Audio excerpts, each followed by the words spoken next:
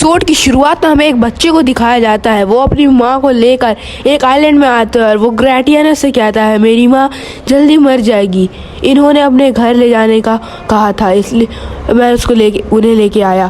Present में Floki Kingsman से कहता है हमारी सेना ने विरोधियों को वेसेक्स में हरा दिया है, बहुत जल्द वो ज़मीन में कब्जा कर लेंगे, अगर सब सही रहा तो सर्दियों से पहले हम कब्जा कर लेंगे, किंग्समैन कहता है। और लंदन का क्या, और कन्यूट कहाँ है? वो फ्लोकी कहता है प्रिंस की सेना पर थोरकेल ने हमला करा, इसके अलावा हमें और कोई खबर नहीं मिली। हमें कुछ और रूमर्स भी मिले हैं, वो मालबोर्ग में वो लोग एक दूसरे से ही उलझे थे, मुमकिन है कि वो वही के कुछ सैनिकों के साथ मिल गए होंगे, पर ये कंफर्म नहीं है और ये मुश्किल है कि वो वहाँ से निकल पाएंगे कि नहीं, सुरक्षित निकल पाएंगे कि नहीं। आस्कलैड के बाद तो तीर का हमला के बाद आस्कलैड कहता है सभी लोग शांत हो जाओ, उनके ऊपर हमला मत करना, वो लोग ने हम पर हमला नहीं करा है, वो सिर्फ हमें डरा रहे हैं। वो दूसरे राजा का आदमी जिसका नाम है एसल राज का, वो ग्रेटियनस कहता है उससे एसल तुम अपने सैनिकों को लेकर लौट जाओ, इनके मामले में टांग अड़ाने से तुम्हारा कोई फ़ायदा नहीं होगा। एसल कहता है तुम्हें जो वेल्स की भविष्य की चिंता है इसकी मैं इज्जत करता हूँ, पर हमारी सोच तुमसे काफ़ी अलग है, इनके साथ समझौता नहीं कर सकते हम, ये धोखेबाज होते हैं। इंग्लैंड के साथ तुम लोगों की जंग मैंने सामने से देखी है, पिछले 10 सालों में तुमने 3 समझौते किए हैं, पर तुमने समझौते को तोड़ दिया सारे। इंग्लैंड की गलती नहीं करेंगे हम फिर से, प्रिंस को पकड़कर हम उसे कवच की तरह इस्तेमाल करेंगे। राजा के दिल में अपने बेटे के लिए थोड़ा तो प्यार होगा ही। ग्रेटियनस कहता है आस्कलैड क्या तुम इनको अपना प्लान बताने वाले हो? आस्कलैड कहता है उनको मनाने का तो यही तरीका है, लेकिन उससे पहले फिर वो प्रिंस से कहता है ध्यान से देखो, ये यहाँ पर खड़ा ये डेनमार्क का राजा किंग्समैन का बेटा है, प्रिंस कन्यूट, राजकुमार आपसे कुछ शब्द कहेंगे। आस्कलैड प्रिंस कन्यूट को कहता है आप इनसे कुछ ऐसा कहे जिससे इनकी फट जाए, आपकी धमकी सुनकर वो हमारे रास्ते से शायद हट जाए, लेकिन यहाँ प्रिंस की ही फट जाती है। और रैगनर कहता है प्रिंस कन्यूट को अनजान लोगों से बात करना पसंद नहीं है, उनकी जगह मैं बोल देता हूँ। आस्कलैड कहता है नहीं रैगनर, भले इनकी उम्र कम हो पर ये प्रिंस है, इनकी ये जिम्मेदारी है, यहाँ पर हर एक आदमी इनके लिए जान देने के लिए तैयार है। रैगनर कहता है इन्हें बिना मतलब की लड़ाई पसंद नहीं है। क्लेट कहता है मैं ये सब करने इनको इसलिए कह रहा हूँ ताकि ये बिना मतलब की लड़ाई को रोक सके। आस्कलैड कन्यूट से कहता है आपको क्या लगता है आप डरपोके की तरह छुप कर किंग्समैन की जगह ले सकते हैं? रैगनर इस बात से गुस्सा हो जाता है और कहता है प्रिंस को तुम कभी नहीं समझ सकते, वो राजमहल लोबियों की गुफा है, वहाँ जिंदा रहने के लिए माँ भाई बहन सबको एक दूसरे को ही मारना पड़ता है। तुम्हें अंदाज़ा भी नहीं है कि ऐसे कमज़ोर के लिए जिंदा रहना कितना मुश्किल है उस जगह में। इन्होंने अपनी आवाज़ दबा दी है और हमेशा डर के जिया है, इतनी मुश्किल से वो उन हालतों से बचे हैं। इतना सब होने के बाद भी तुम्हारे जैसे लोग इन्हें अपने फ़ायदे के लिए इस्तेमाल करना चाहते हैं।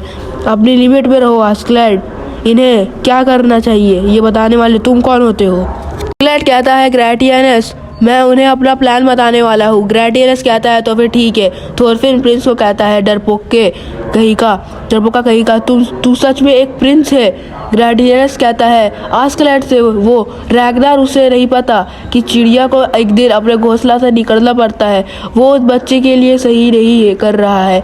अपने प्लान को सफल करने के लिए हमें काफ़ी मेहनत करनी होगी। सबसे पहले उस चिड़िया को हमने घोंसले से बाहर निकालना होगा।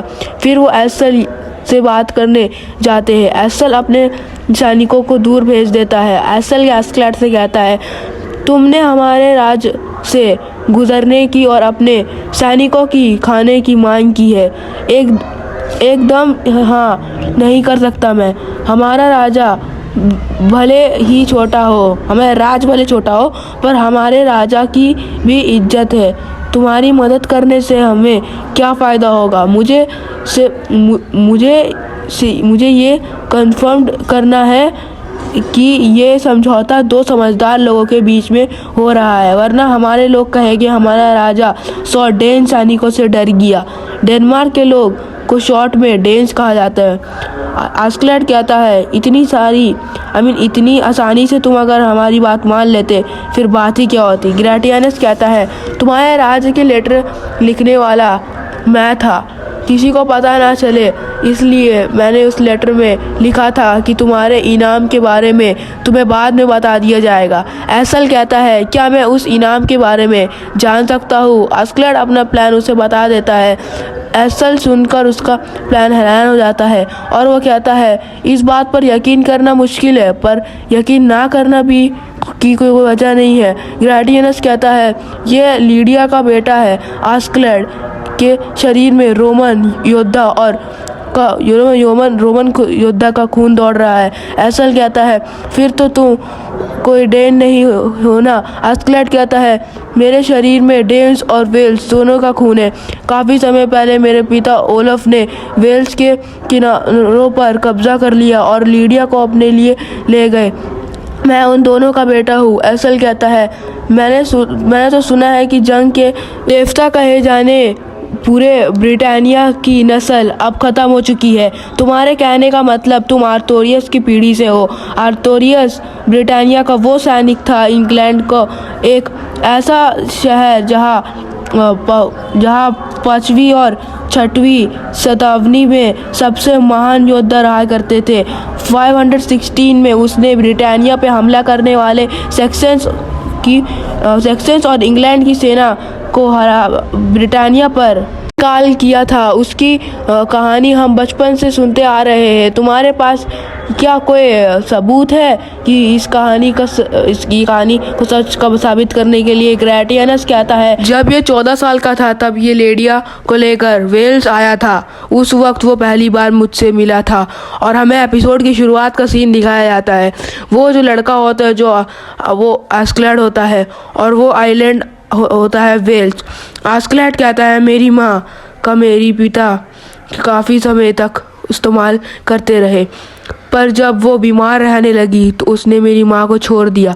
एसल कहता है उसने सोचा था कि वो महान वंश का खून आखिरी बचा हुआ एक डेन्स के खून साथ मिला होगा। आस्कलेड कहता है मेरे मिले जुले खून की वजह से ही मैं इस डेन्स के साथ मिलजुल गया हूँ। डेनमार्क की सेना में एक वेल्स का भी आदमी होगा और वो हूँ मैं। अगर मैं उस बच्चे को डेनमार्क को राजा बनाने में कामयाब हो गया तो मैं उनके राज्य में एक बड़ा दर्जा हासिल कर लूँगा। अगर ऐसा हुआ तो मैं डेनमार्क और वेल्स का एक शांति वाला समझौता कर सकता हूँ। एसल कहता है मुझे बस एक बात की चिंता है कि तुम्हारी परवरिश डेन्स के बीच में हुई है। तुम्हें ये पूरा यकीन है कि तुम्हारे नसों में डेन्स से ज़्यादा आर्थोरियस का खून दौड़ रहा है। आस्कलेड कहता है तुम्हें मेरे पे यकीन करना ही होगा। मेरे खून का तो पता नहीं, मैं डेन्स से नफरत करता हूँ। पर फिर वहाँ आस्कलेड की सेना अपने हथियार को वेल्स के राज्य की सेना को देते थे, लेकिन रैगनर अपने तलवार देने से मना कर देता है। आस्कलेड कहता है उस राज्य से जाने वक्त हमें बंदी बन के जाना होगा, उसका दिखावा करना होगा बंदी बन के जाने वक्त का, और बॉर्डर पार करने के बाद हमें हमारे सारे हथियार लौटा दिए जाएंगे। इस तरह से उनकी इज्जत भी रह जाएगी। अजीब है तुम्हारे आदमी, और रैगनर कहता है अजीब है तुम्हारे आदमी तुम्हारी बात कैसे सुन लेते हैं। आस्कलेड कहता है उनको मेरे पे भरोसा है। ओए ओए ओए थोरफिन तुम भी अपने हथियार दे दो, और थोरफिन अपने हथियार देने से मना कर देता है। रैगनर कहता है तुम आस्कलेड कहता है आस्कलेड क्या हुआ, तुम कुछ भरोसे की बारे बात कह रहे थे। आस्कलेड कहता है इसकी बात अलग है, ये थोड़ा अलग है। थोरफिन रैगनर से कहता है मैं आस्कलेड का आदमी नहीं हूँ बल्कि उसका दुश्मन हूँ। आस्कलेड कहता है 2 लोगों के हथियार रखने से उन्हें कोई प्रॉब्लम नहीं होगी। उस राज्य से गुजरने वक्त उस राज्य के लोग उन पे गुस्सा होते हैं, उन पे उल्टा सीधा बोलने लगते उनके बारे में। थोरफिन प्रिंस कन्यूट से कहता है क्या हुआ प्रिंसेस, अगर तुम्हें कुछ बोलना है तो खुद बोला करो, तुम्हारे मुंह में जुबान नहीं है क्या। प्रिंस कन्यूट कहता है मैं कुछ नहीं बोलता, इसका मतलब ये नहीं है कि मैं कायर हूँ, मैं बस चौकन्ना रहता हूँ। मैं एक प्रिंस हूँ, मैं तुमसे अलग हूँ। मैं ऐसे ही कुछ नहीं बोल सकता, खासकर एक अनजान देश पर अपने पिता की आदेश के बिना। मैं किसी के साथ शांति समझौता नहीं कर सकता। और इसी बात पर उनकी बहस हो जाती है।